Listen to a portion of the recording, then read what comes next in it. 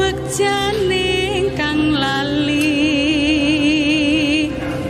luwih bejo kang eling lawas. Segenap pencapaian kebudayaan dan kesusastraan Jawa tidak diraih begitu saja dalam waktu yang singkat.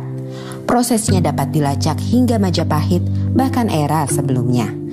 Dalam titian waktu, Mataram merupakan puncak dari kejayaan kebudayaan dan kesusastraan Jawa. Jawa pernah mengalami masa gemilang, mulai dari zaman Majapahit. Nah itu kemudian ada krisis dan kemudian akhirnya berdiri Mataram. Nah saya itu Mataram lebih melihat ke dalam. Nah waktu itulah mulai sebenarnya dugaan saya dan pikiran saya proses pemurnian peningkatan mutu budaya Jawa. Nah itulah apa yang dikatakan mulai periode yang disebut oleh orang asing the Byzantine period atau Japanese history. Jadi zaman Bizantium dari sejarah Jawa, ketika Jawa lebih sibuk memperhalus kebudayaannya. Nah, itulah baru mulai sebenarnya bahasa Jawa bertingkat-tingkat itu. Dulu bahasa Jawa satu saja. Penghalusan kebudayaan pada zaman Mataram berdampak pula pada aspek ekonomi. Orang-orang Jawa yang sebelumnya banyak menjadi nelayan dan pedagang, kini beralih menjadi petani. Disinilah dimulai era Jawa yang agraris. Salah satu indikator perubahan zaman itu nampak pada Pranoto Mongso. Bentuk formal penanggalan Jawa ini mulai diperkenalkan sejak akhir abad ke-17. Kalender ini merupakan panduan bagi para petani dalam mengerjakan sesuatu agar tak mengalami kerugian. Dari sinilah waktu waluku atau membajak sawah ditentukan. Akan tetapi, penanda bagi para petani dan Jogja dan Surakarta malah pecah dengan Mangkunegoro, Mangkunegaran dan pemerintahan kolonial yang sangat buruk. Pemerintah kolonial menekan petani dengan memaksa menanam hasil komoditas yang seluruhnya harus disetorkan kepada pemerintah. Ditambah dengan para pejabat lokal yang haus akan harta dengan menjilat penguasa, menyebabkan rakyat miskin menderita kelaparan yang menjurus pada meningkatnya angka kematian. Setelah Mataram pecah, Mataram pecah dari hal tersebut ternyata menguras habis kekuatan ekonomi pemerintah Belanda itu. Nah, untuk mengatasi itu semua Belanda kemudian 19 juga terakhir Jogja juga dipotong dengan paku halaman ya. Itu Jawa mungkin lihat ke dalam. Dan lagi juga Jawa yang berkeliaran sudah tidak ada lagi. Dulu waktu perang di Diponegoro itu sebagian besar mungkin Diponegoro itu orang berkeliaran keliling itu.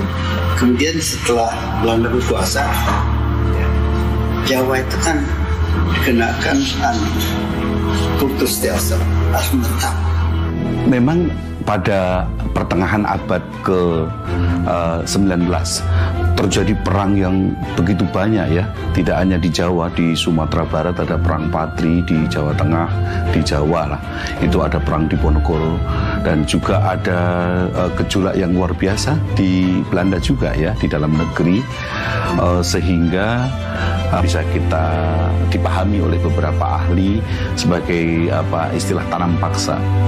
Memang kultur stelsel itu dia mempunyai satu program yaitu kultur stelsel, yaitu sebetulnya semacam peraturan di bidang pertanian ya, dan kemudian kebutuhan untuk mencukupi biaya perang mereka. Selama 19 di Jawa itu banyak sekali pemberontakan. Tidak hanya diperuntukkan untuk mengembalikan kekuatan ekonomi Belanda yang pada saat Hindia Belanda yang pada saat itu memang betul-betul bankrupt, bangkrut mereka oleh karena kebutuhan. Tidak hanya Diponegoro itu perang besar, tapi sesudah itu masih hampir tiap tahun sampai akhir abad 19 sampai tahun 20 sampai tahun 1000 itu sudah perang itu. Ini pemberontakan desa. itu sebagian besar dipimpin oleh para ulama desa. Jadi yang kira kecil adanya perang terbuka antara pemerintah kolonial Belanda dengan para pribumi Jawa, maka dibentuklah satu lembaga yang dinamakan 900 masih ada satu di sana berontak-berontak. Nah, untuk mengatasi itu, untuk mengatasi adanya konflik-konflik dan memperkurangi konflik. Yang kedua, memberikan bekal kepada para administrasi pada pegawai Belanda yang bekerja di Jawa. Kan Het Instituut voor de Javanstaal itu sebagai lembaga yang bertujuan untuk mengetahuan. Jadi Javanologi adalah set pengetahuan dan keterampilan tentang kebudayaan Jawa. Itu arti Javanologi. Di dalam pemahaman dengan terhadap kebudayaan lokal yang baik, itu diharapkan mampu mengurangi konflik. Itu sebenarnya tujuan awal daripada lembaga itu. Bejo bekjane kang lali Het Instituut voor de Javanstaal te Surakarta yang didirikan di Surakarta pada 1832 oleh Johan Frederik Carl Greica adalah sebuah lembaga kebudayaan yang mempelajari sastra dan kebudayaan Jawa. Disinilah Javanologi untuk pertama kali muncul. Secara terminologis, Javanologi itu kan disusun dari dua kata. Java merujuk di situ batasan budaya, juga bukan batasan administratif ya, tapi batas budaya. Dan logos itu pengetahuan, bahkan wajib itu mengetahui, yang notabene semua itu menjadi butir-butir yang paling menonjol dalam kebudayaan Jawa, falsafah Jawa. Dia harus tahu.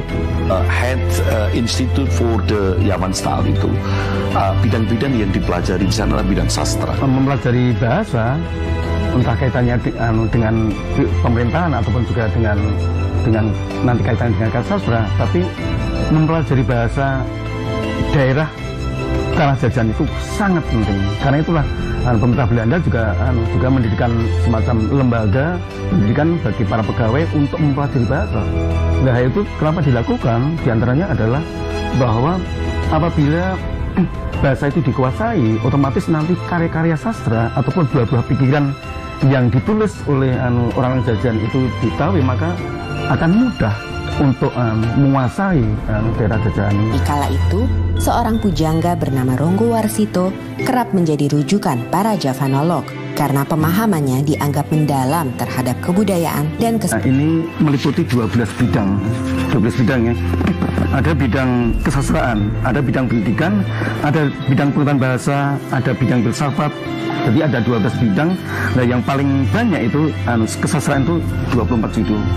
Ronggo Warsito adalah seorang tokoh.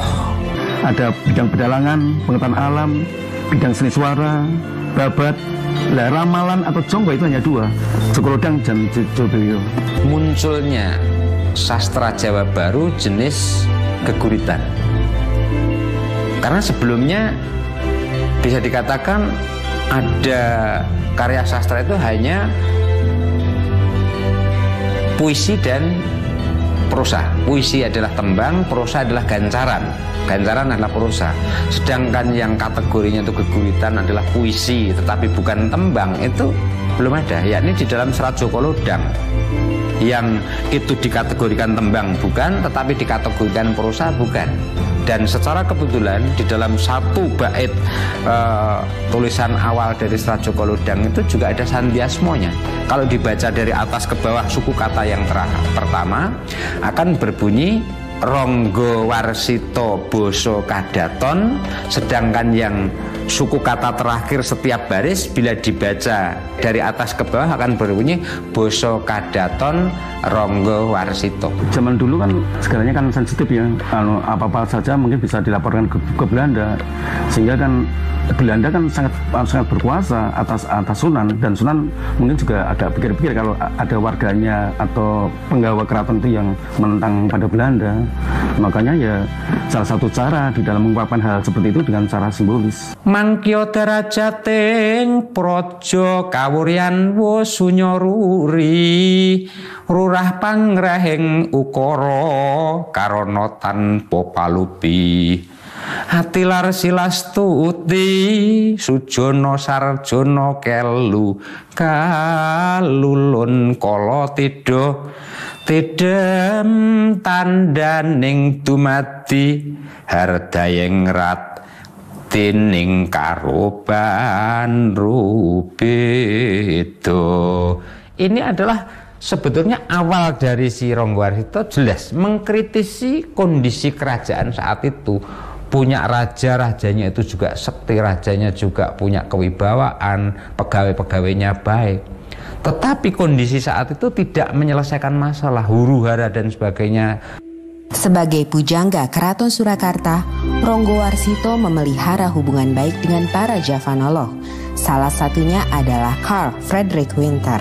Sebegitu datang di Jawa ini dan ketemu si Ronggowarsita, ternyata dia adalah seorang sastrawan, dia seorang yang cinta atas budaya Jawa, dalam hal ini sastra.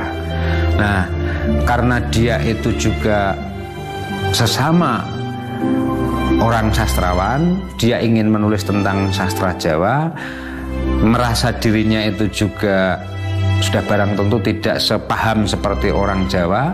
Melihat seorang Ronggowarsita itu pujangga keraton yang juga sebetulnya sudah memasyarakat, artinya orang luar pun bisa dekat dengan Ronggowarsita, dia berguru, berteman, lalu sebagai seorang sahabat yang sama-sama menggeluti tentang budaya Jawa, dalam hal ini adalah sastra Jawa. Kalau kita lihat kronologinya, sebetulnya hubungan mereka itu pasca Yavanologi itu sudah berpindah ke Delft dan kemudian ke Leiden ya.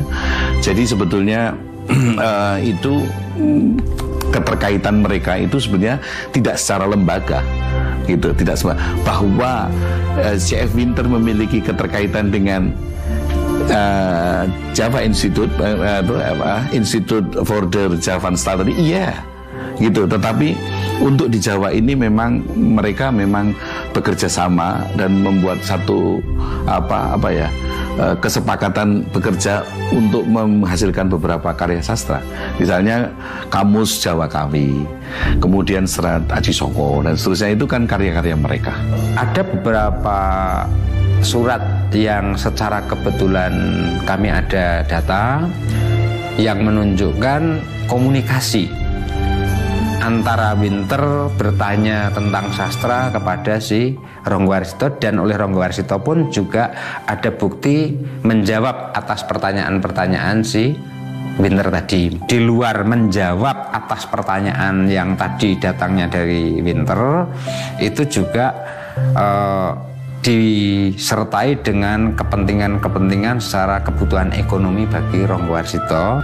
Ada permintaan dari Ronggowarsita pinjam uang, istilahnya ngijon terlebih dahulu ya, oleh karena kepentingan kekurangan secara ekonomis atau keluarganya ada yang sedang sakit, itu nanti mengajukan pinjam uang ke Winter, dan nanti cara mengembalikannya akan diperhitungkan dengan pekerjaan yang dilakukan oleh Ronggowarsita atas permintaan dari Winter. Namun memang saya juga bisa menyampaikan pada akhirnya mereka ada kerenggangan itu kan. Ada banyak hal yang terkait dengan aspek politis ya. Aspek politis, mungkin situasi politis di Belanda pada waktu itu, dan beberapa hal yang memang sejak awal tidak diminati oleh Ronggowarsita.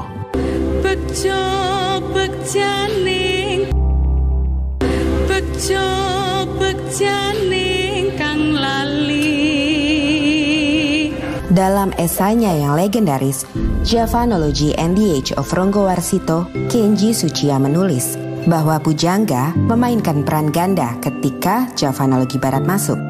Di satu sisi sebagai sumber informasi bagi para Javanolog Eropa, sementara di sisi lain tetap sebagai orang yang memiliki pengetahuan esoteris mendalam, di mana pengalaman kebatinan Jawa menjadi sumber utamanya. Hal ini kerap dibaca sebagian kalangan sebagai suatu bentuk kontestasi paradigma. Walaupun materi kajiannya sama, tetapi paradigmanya berbeda, ia akan menghasilkan suatu analisa yang bisa berbeda. Dalam hal ini, paradigma orang-orang Jawa memiliki perbedaan dengan paradigma orang-orang Belanda. Sebenarnya background Ronggowarsito itu adalah budaya Jawa yang begitu organismik. Nah, sementara Winter, walaupun dia seorang turunan seorang Indo, tetapi dia tetap darah-darah yang barat, pemikiran yang mekanistik itu cukup kuat. Sehingga kadang-kadang antara organismik dan mekanistik ini kadang-kadang terdapat perbenturan gitu. Saya melihatnya seperti itu. Desa Palar, Kecamatan Trucuk, Klaten menjadi tempat persemayaman terakhir Ronggowarsito. Semasa hidupnya, ia sering mengunjungi desa ini yang menjadi tempat sanak familinya berada. Tidak hanya Ronggowarsito, makam C.F. Winter juga berada di sini. Setelah pada 1984 makamnya dipindahkan dari kompleks pemakaman Belanda di Jebres, Surakarta atas izin Presiden Soeharto.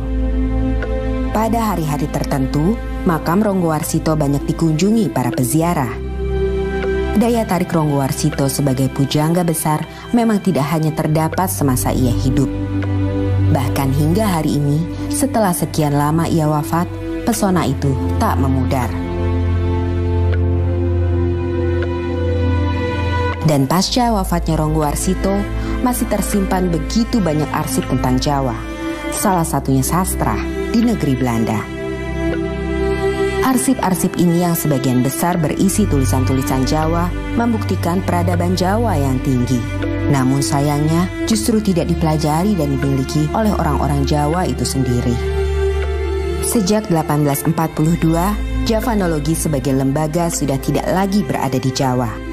Namun, secara individu, para Javanolog masih aktif dalam melakukan penelitian dan pengkajian.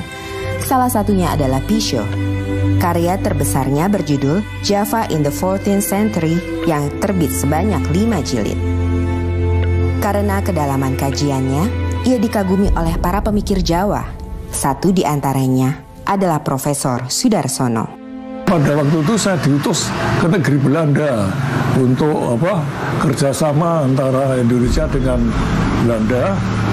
Lalu kemudian ketemu Dr. Pisho, itu gambarnya Dr. Pisho. Lalu kemudian, wah, saya senang sekali saya mendengar saudara Sudarsono menggantikan saya.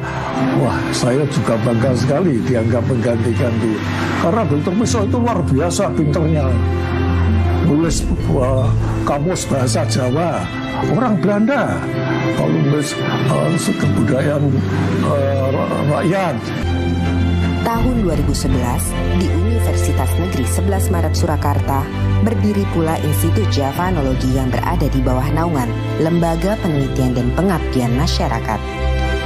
Institut Javanologi ini bergerak di bidang kajian budaya, bahasa, dan sastra Jawa. Akan tetapi, walaupun bernama Javanologi, namun orientasinya sangat berbeda dengan Javanologi yang dibuat di Belanda dan di Yogyakarta. Pada era Belanda, tujuannya sudah saya sampaikan tadi adalah memberikan bekal pengetahuan kepada para pegawai-pegawai Belanda, orang-orang Eropa untuk masuk ke Jawa. Nah, tetapi pada masa kemerdekaan, pasca kemerdekaan, Javanologi memang untuk menghimpun ilmu-ilmu local wisdom, ya, yang begitu banyak tersebar dan tercerai, itu mau dihimpun. Nah, sekarang di era kami itu Institut Javanologi tidak hanya menghimpun, yang sudah dihimpun itu dicoba untuk ada hilirisasi temuan-temuan pada saat itu. Ini era kami ini sekarang adalah mencoba untuk membuat pembuktian research dari beberapa temuan yang sudah dihasilkan pada saat itu. Javanologi yang dibuat di Belanda hingga didirikan oleh Universitas Negeri 11 Maret Surakarta hari ini memiliki peranannya masing-masing yang tidak bisa begitu saja diabaikan. Javanologi telah menghidupkan semangat masyarakat Jawa untuk ikut ambil bagian dalam membuat dunia yang lebih baik. pemahaman antara ilmu dan ngilmu itu memang berbeda. Ilmu bisa diekstrakan, tetapi ngilmu itu bagaimana aplikasi, bagaimana itu memiliki manfaat bagi dunia yang lebih cantik, yang lebih harmonis. Bagaimana teman-teman setelah menyimak tayangan tadi? Mari kita bersama-sama menjawab pertanyaan berikut ini. 1. Mengapa penanda pertanian dalam kalender Jawa menjadi panduan petani untuk melakukan aktivitas tidak berlaku pada era tanam paksa? 2. Jika ditemukan di suatu daerah di Indonesia, peninggalan peradaban masa lalu dan orang asing ingin menggali peradaban tersebut, apa yang akan kamu lakukan? Oh iya, jangan lupa untuk tetap belajar di rumah ya, dan jaga kesehatan dengan rajin mencuci tangan serta makan makanan yang bergizi.